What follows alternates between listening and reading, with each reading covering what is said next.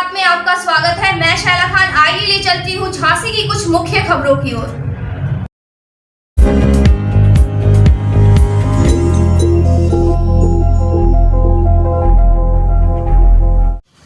देखिए, माननीय चार बार की मुख्यमंत्री रही बहन कुमारी मायावती जी ने हमारे ऊपर जो विश्वास जताया है, तो उनकी जो 7 साल के शासनकाल में जो कार्य हुए हैं, जो योजनाएं बनाई हैं, धरातल पर जो योजनाएं उतरी हैं, और उनने जो पेंशन से लेकर के लोगों को रोजगार से लेकर के स्कूल बनवाए गए, विद्यालय बनवाए गए, पैरामेडिकल बनवाए गए, ये सारी योजनाओं का जो उन्होंने कार्य कराए गए, उन कार्यों के ही आधार पर हम चुनाव मैदान में आए हैं। इसमें सवाल ये है कि आपको राजनीतिक क्षेत्र में इससे पूर्व कहीं आपकी उपस्थिति या जनता के बीच ये कतई नहीं था कि दशरथ सिंह राजपूत नन्ना भी हमारे क्षेत्र में विधायक हो सकते हैं। अचानक चूंकि आप आए हैं और आपने संघर्ष भी शुरुआत भी पहले कर दी सबसे, ये अच्छी बात है। अखाड़े में आप पहले पहलवान हैं चुनावी अखाड़े में, तो आपको लगता है कि किस किस तरह की आपके दाव आजमाएंगे आप और भी जो पहलवान जब आएंगे अखाड़े में? देखिए, ऐसा है, सबसे पहले तो मैं आपको बता दूं कि 1996 में बहुजन समाज पार्टी का मैं कार्यकर्ता रहा। 1996 से लगातार मैं 2012 तक मैंने कार्य किया है। 2012 में कृष्णपाल सिंह राजपूत विधायक बने हैं, तो उसके बाद से हम लगातार अपने कार्य करते रहे हैं। अब बहन जी की सोच थी कि मुझे बबीना विधानसभा से दूसरा कैंडिडेट लोधी समाज से चाहिए, तो उन्होंने दूसरे कैंडिडेट को बुलाया गया। तो वहाँ पर जब हम लोग गए, उन्होंने हमसे बात रखी कि मैं आपको चुनाव लड़ाऊंगी और तुझे चुनाव लड़ना है वहाँ से। तो हमने कहा ठीक है, तो हम चुनाव लड़ने के लिए तैयार हुए, और उनके पुराने जो गाइडलाइन है हमारी बहन जी की, तो उसी आधार पर हम लोग चुनाव लड़ रहे हैं। कृष्णपाल सिंह का नाम आपने लिया जी। तो जब आप 2012 और 96 से आप अपनी शुरुआत और संगठन के संग काम करने की बात करते हैं, तो कृष्णपाल ने भी चुनाव लड़े, आपने लड़वाया, संघ ने एक दूसरा चुनाव भी लड़े हो और वो भी लड़वाया आपने, तो वो लड़वाया कि समझौता कराया? नहीं, दूसरे चुनाव में, क्योंकि पहले चुनाव में जब वो जीत के आए, उसके बाद से उन्होंने जो हमारे साथ जो कार्यकर्ता जुड़े थे और जो लोग जुड़े थे, इन्होंने उस चीज़ से हम लोगों से दूरियां बनाना शुरू कर दी। हम लोगों ने समाज के नाम पर जो सहयोग किया था इन लोगों का, विधायक जी का, माननीय विधायक जी का, कि समाज के पहले व्यक्ति को किसी ने टिकट दिया है, तो हम लोगों ने पूरी समाज ने जो सहयोग किया था, और उसको उसके अनुपात में उन्हें चुकाने के चक्कर में जो भी जिससे दूरियाँ बनाई हो, मैं नहीं कहना चाहता, तो उनने सब लोगों ने दूरियाँ बना ली। तो उसी टाइम पर देखिए, सतपाल सिंह राजपूत यहाँ से चले गए बसपा से, राजकुमार राजपूत भी गए, रमेश राजपूत भी गए, बीरज राजपूत भी गए, ऐसे कई लोग, सारे लोग से दूरियाँ बनानी थी। उन दूरियों का ही असर इनको 2017 में मिला देखने को। नहीं, वो 17 में मिला, लेकिन आप फिर भी बसपा संगठन उन्हें ढोता रहा। वो तो अभी आपका टिकट घोषित होते ही उन्हें बाहर कर दिया गया पार्टी से। उन्हें ढोया क्यों पार्टी ने? नहीं, ऐसा है, हम लोग जैसे बबीना विधानसभा में हम लोगों की सोच ये थी कि समाज का एक व्यक्ति चुनाव लड़ रहा है, तो हम चूँकि अपना और भी काम करते थे, तो एक आदमी लड़ रहा तो वही लड़ते रहे, तो दूसरा कोई वहाँ उम्मीदवार, तो बहन जी ने उम्मीदवार बदल दिया कि मुझे लोधी ही लड़ाना है और दूसरा चाहिए। तो जो पिछले चुनाव में जिस तरह से गड़बड़ियाँ की या नागवार गुजरने वाले एक्टिविटीज़ की, उसी वजह से ये सब हुआ, बदला गया प्रत्याशी। बात तो बहन जी के पास भी जो सूचना है वो आप कह रहे हैं वही सही है, आधार तो यही है। नहीं, लेकिन ये एक आम चर्चा रहती है बहन जी के बारे में, अक्सर देखा जाता है कि बसपा मुखिया का हिटलर ही फरमान होता है, उस पर किसी को आर्गुमेंट करने का छूट नहीं होती।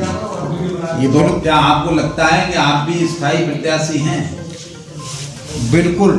देखिए, माननीय बहन जी ने मुझे 4 बार आशीर्वाद दिया है हाथ उठा करके कि तुझे वहाँ से चुनाव लड़ना है और तेरे साथ किसी प्रकार की भी कोई दिक्कत नहीं आएगी। अगर कोई दिक्कत आती मुझे बताना। नहीं, बहन जी के आदेश पे लड़ेंगे, मुखिया हैं वो लड़ना भी चाहिए। जी जी। क्षेत्र में तमाम मुद्दे हैं जिनको आप लेकर चुनाव मैदान में हैं, जनसंपर्क कर रहे जनता के बीच में। हाँ हाँ। जहाँ विधानसभा का सबसे बड़ा क्षेत्र भी बबीना विधानसभा क्षेत्र है। जी जी जी। तो एक तो ये कि मैनिफेस्टो क्या है पार्टी का और आपके अपने स्थानीय मुद्दे क्या है? देखिए, पार्टी का जो मैनिफेस्टो है हमारा, जो पूर्व, मैं बार बार वही कह रहा हूँ आपकी, पूर्व में जो 7 साल की सरकार में बहन जी ने जो कार्य कराए गए हैं और जन कल्याणकारी योजनाएं बनाई गई हैं, उन योजनाओं को धरातल पर फिर से हम उतारेंगे। जो योजना बनाई धरातल पर उतारेंगे। और पर्सनली मेरा मुद्दा जो है, सबसे पहले मेरा मुद्दा शिक्षा का है। शिक्षा का ही स्रोत मैं पूरा बबीना में अपनी विधानसभा में बनाऊंगा, जहाँ से लोगों को। और दूसरा मुद्दा मेरा सबसे बड़ा मुद्दा है कि गांव का रोजगार गांव में ही मिले, लोगों को बाहर ना जाने पड़े। जैसा कि अभी आपने देखा है, कोरोना काल में लोग जाते हैं और फिर वापस आते हैं, किस प्रकार से लोगों को वहाँ से आना पड़ा है। ऐसे ऐसे मजदूरों को कोई चलती राह में निपट गया, कोई किसी भाई से बिछड़ गया, कोई बहन से बिछड़ गया, कोई माँ से बिछड़ा है, यहाँ तक कि जच्चे बच्चे तक का भी हाल रोड पर हुआ है, घूम के लोग मरते हुए आए हैं। और जब भी प्रदेश में सरकार भी की थी और केंद्र में सरकार भी की थी, उसके बाद भी उन लोगों के साथ क्या हासिल हुआ है ये जनता से छुपा नहीं है। एक राष्ट्रीय दल बसपा कहलाता है और बसपा ने अभी पिछले दिनों में भाजपा शासनकाल में जितने भी बड़े बड़े कांड हुए, जिन पर विपक्षी दलों ने प्रतिक्रियाएं की, विरोध किया, प्रदर्शन किया और खूब मंचों से भाजपा को कोसा, उनके मंत्री और उनके मुख्यमंत्रियों को कोसा, लेकिन बहन जी की जुबान नहीं खुली। बड़े मुद्दे कई ऐसे रहे जिनको मैं गिना सकता हूँ। जी, आप कह रहे हैं कि उन्हीं आधारों पर हैं। देखिए, वो हमारी मुखिया हैं, उनका जो आदेश होता है हमारी पार्टी उसी आदेश पर काम करती है। वो जो आदेश करेंगी उस आधार के अलावा हम लोग अपने मन से एक पैर भी आगे नहीं बढ़ा सकते। मुखिया के आदेश से ही सारा कार्यक्रम हमारा चलता है। मान लीजिए आपके संग में शीर्ष नेतृत्व ने अगर वादा खिलाफी की, तब आपकी क्या प्रतिक्रिया? मतलब हमारा जो वोटर है उसकी बात कर रहे हैं आप? आप मेरा प्रश्न नहीं कर रहे हैं। जी, मैं ये कहना चाहता हूँ कि अक्सर ऐसा होता है, जहाँ मैंने कहा कि बहन जी का आदेश सर्वोपरि होता है, उस पर कोई सुनवाई नहीं होती, उस पर कोई बहस नहीं होती। अगर शीर्ष नेतृत्व ने आपके संग वादा खिलाफी की, प्रत्याशी बदल दिया, तो आपकी प्रतिक्रिया क्या? देखिए, अगर ऐसा तो कुछ होने वाला नहीं है और ना मुझे पूर्ण विश्वास है कि ऐसा होगा। वाई दफे यदि 1% कहीं ऐसा है तो मैं आज भी दमखम के साथ, जैसे मैं अपना चुनाव लड़ रहा हूँ, जो भी प्रत्याशी आएगा उसके साथ वैसे ही चुनाव लड़ूंगा। इस प्रकार से मैं अपना चुनाव लड़ रहा हूँ। आपको जनता के बीच में आप लगातार जा रहे हैं, कितने आश्वस्त हैं आप अपने चुनाव और लक्ष्य को भेदने में? देखिए, जनता का जो जन समर्थन है मुझे इस प्रकार से मिल रहा है कि मैं अपने आप में प्रसन्न हूँ। प्रत्येक आदमी से मिलता हूँ, लेकिन मैं ये मान रहा हूँ कि जनता का भरपूर समर्थन मेरे साथ है। कोई भी व्यक्ति मुझे इस प्रकार से समझ में नहीं आया, लेकिन अब 100 में 100 तो नहीं है, लेकिन 100 में 80 वाले हम जरूर हैं। आपका सीधा मुकाबला किससे होगा? आप पार्टी का कहूँ मैं या व्यक्ति विशेष की बात? देखो, ऐसा है, हमारे मुकाबले में तो कोई है नहीं अभी, चाहे वो भारतीय जनता पार्टी हो, चाहे वो समाजवादी पार्टी हो। हमारा मुकाबला किसी से नहीं है, सब हमारे मतलब लास्ट वाले नंबरों पर है। अन्य दलों से कितने सचेत हैं और क्या संदेश आपको जनता का है? जनता का संदेश हमारा पूर्ण जनता का संदेश है कि हम आपको पूर्ण रूप से, पूर्ण मतों से, भारी अंतर से जिता के लखनऊ भेजेंगे। आप क्या संदेश देना चाहते हैं जनता को? जनता को हमारा ये संदेश है कि जो भी योजना है उन पर आपको, और जो भी सुख दुख में हम आपके साथ 24 घंटे तैयार रहेंगे। और हमारे योजनाओं से, बहन जी की आदेश से, और जो भी हम योजना बनेगी उस पर हम पब्लिक के साथ ही काम करेंगे और पब्लिक को ही आगे रखेंगे उसमें। चुनाव आयोग की डिजिटाइजेशन की जो व्यवस्था है उस पर आपकी कोई प्रतिक्रिया है? जी, चुनाव आयोग की जो प्रक्रिया है उस पर हमारा देखिए, तो मैं जैसे कि हमें अपना जो है चार पाँच आदमी से ज़्यादा लेके नहीं चलना है। सैनिटाइजर मास्क वगैरह सबको गाड़ी में लेके चलते हैं, सुबह हम घर से हम निकलते हैं। लेकिन अभी जब आप आए तो मास्क तो नहीं था। अकेले, जब गाड़ी में अकेला था, मेरी गाड़ी में कोई दूसरा आदमी नहीं था, मैं अकेला था, इसलिए मास्क लगाने की आवश्यकता नहीं।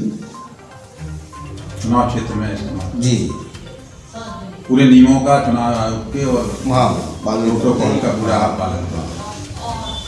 लेकिन मैं ज़्यादा नहीं है, चुनाव आयोग महोदय से केवल इतनी बात जरूर करना चाहता हूँ कि आपने जो 15 तारीख तक के लिए रोक लगा रखी है, फिक्स की है, तो ये उस दिन बहन जी का हमारी का बर्थडे है, जन्मदिन है, तो मुझे आशंका व्यक्त हो रही है कि शायद उस जन्मदिन को देखते हुए रोक लगाई गई है। वर्चुअल तरीके से बना सकते हैं ना आप लोग?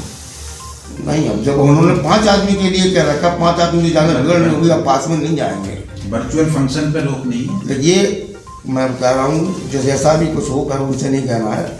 लोगों को ये खतरा था कि बहन जी की जनसभा होगी या रैली होगी या जनधन भव्य रूप से मनाया जाएगा, तो जो हमारा बहुजन समाज पार्टी से आज घबराए हुए लोग हैं, तो उनको जनाधार और बढ़ता दिखाई देगा, तो उसको शायद मेरे अंदाजे से मतलब चुनाव आयोग ने बहन जी के जन्मदिन की वजह से ये वर्चुअल रैलियों पर मतलब बनाई है। मेरा अपना अंदाज है, फिजिकल रैलियों को इसीलिए रोक लगाई है।